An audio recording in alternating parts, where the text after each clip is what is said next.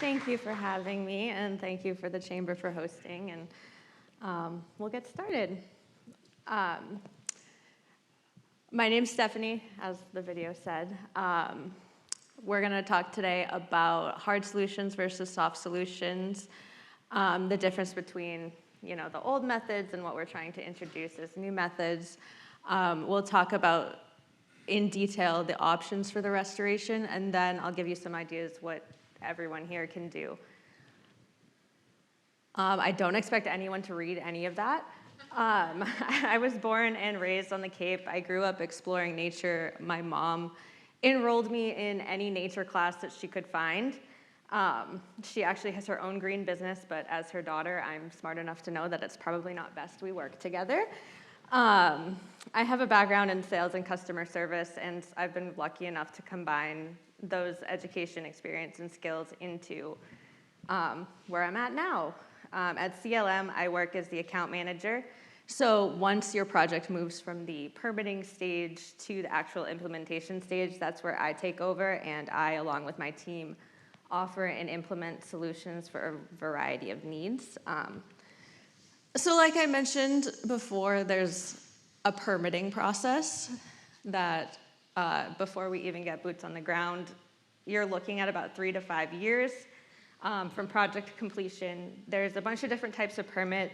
I'll touch on them briefly. Request for a determination of applicability basically means you're asking your town, hey, does this project fall under the Wetlands Protection Act? Do we need to enter jurisdiction? It's kind of like feeling it out. An administrative review is asking, can I do this project under the guidelines that already exist? And then finally, the notice of intent is for more complex projects, which is a very low threshold. And basically, you're asking the town, can you give me the parameters on which to operate this particular project, which is typically where my business deals.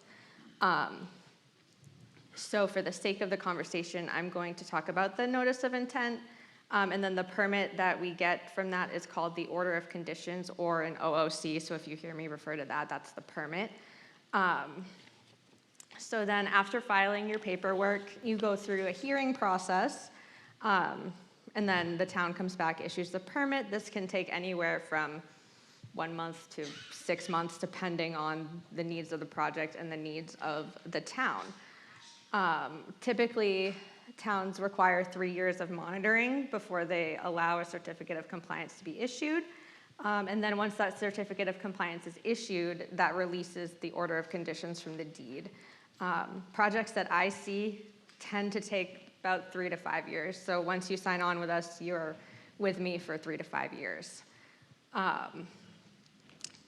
Moving on, we've got some examples of hard solutions. I'm not going to dive into them too much because I don't really deal with them, but when you're thinking of a hard solution for erosion, you're thinking revetments, jetties, retaining walls, you're thinking permanent solutions. These are designed to withstand the test of time, and they're not biodegradable, so this material is not going back into the earth, unlike the materials I work with. There are some disadvantages of these. Everything has its own time and place, but we're trying to focus more on the soft solutions. Hard solutions, they cost more. The aesthetics and the visual impact, they're not there. It doesn't naturally flow with the environment. A lot of the times the sediment issue the problem's not solved, it's just redirected to another location.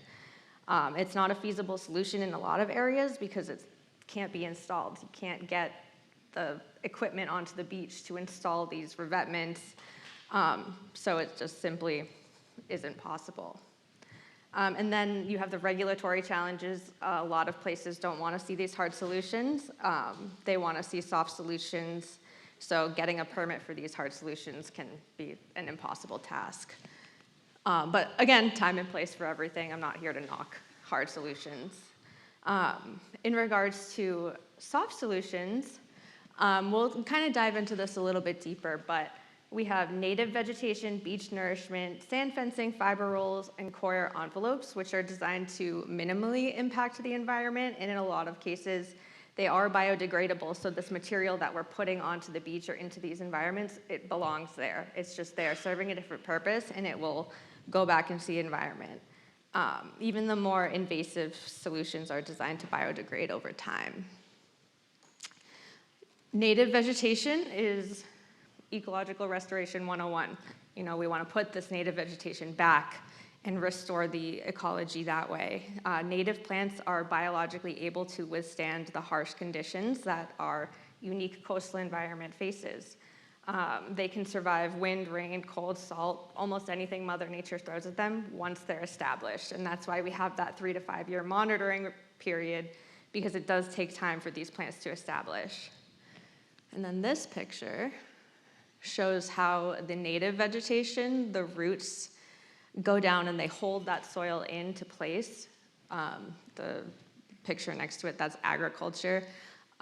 Those roots don't go very far in and they don't hold the soil into place, whereas the natural vegetation, they go deep down, they're really thick, and that soil can remain in place thanks to that natural vegetation. Next up, we have beach nourishment. Beach nourishment is when you put the sacrificial sand onto the beach. Sand is trucked onto the beach and dumped oftentimes behind sand fences that keep it there. But in many cases, this is sacrificial sand, meaning we put the sand on the beach with the expectation that the ocean will take it back. There was a situation off Cape. It wasn't here, it wasn't my company, but they put $500,000 worth of sand onto the beach and it was washed away within a couple days. So yes, $500,000 was washed out to sea, but the land behind it remained unaffected, which is the point. It's really difficult to see those situations, but it served its purpose. It did exactly what it was supposed to do. The land behind the sand hadn't been touched. And then we've got the sand fencing I mentioned briefly earlier.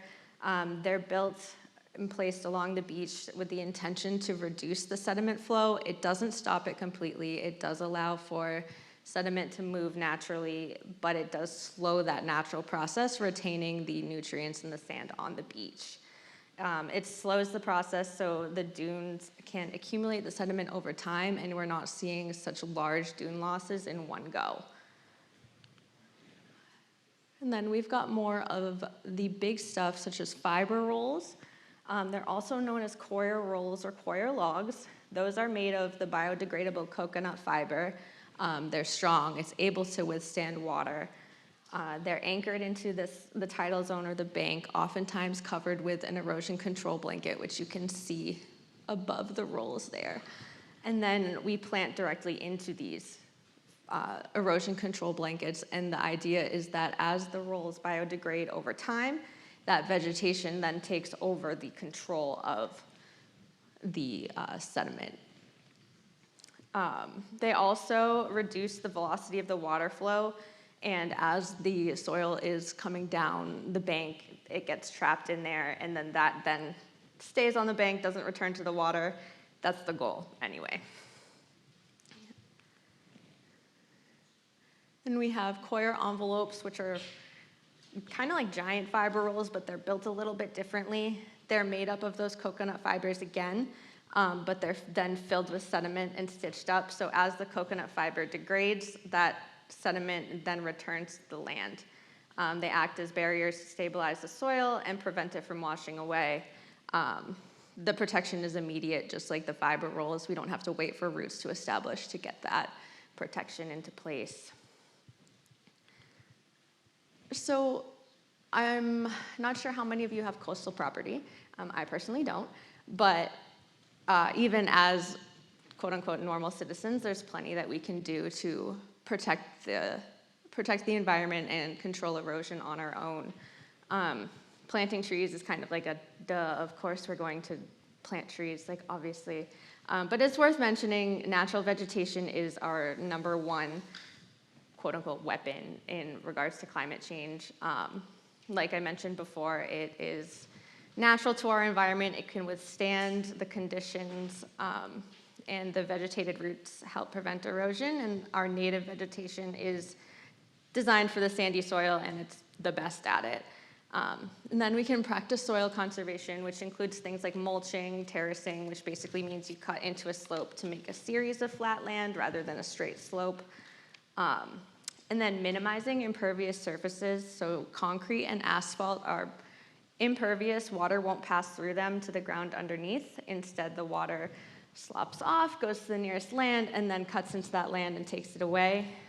What we can do instead is we can use pervious materials like gravel or pervious pavers that allow soil to pass through allows the rainwater to pass through, get straight to the soil, and then you don't have to worry about it. Of course, you can support conservation efforts. If you live on Cape Cod, your town has a conservation commission. I think all of Massachusetts towns do.